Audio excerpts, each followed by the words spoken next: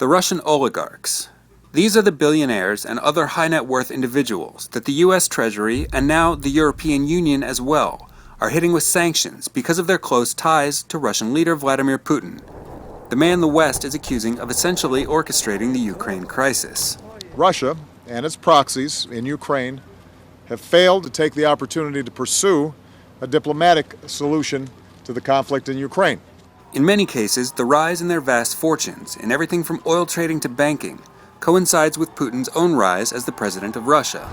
The EU this week joined the US in leveling sanctions against some of them, people said to be directly inside Putin's inner circle.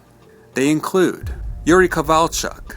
The billionaire chairman of Bank Rossiya is also the bank's largest shareholder, and has been called one of Putin's cashiers, according to the US Treasury Department. Arkady Rotenberg. He grew up alongside Putin in St. Petersburg, and for a time was Putin's judo sparring partner. He's a billionaire whose companies were beneficiaries of contracts from Russia's natural gas company Gazprom and the Sochi Olympics.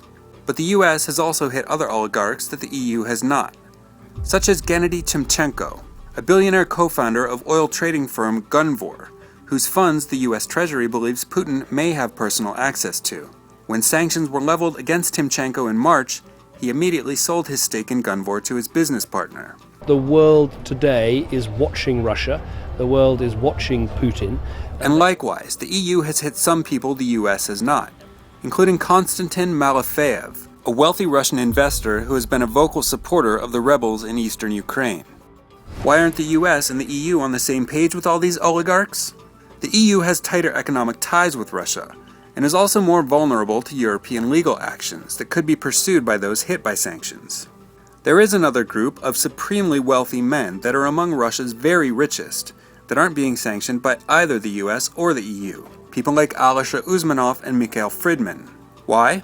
It may be because they aren't close enough to Putin to have as much political influence as his longtime allies. They're also seen as representing the private sector, which the West wants to support. This is the Forum Bureau, WSJ's Global News Update.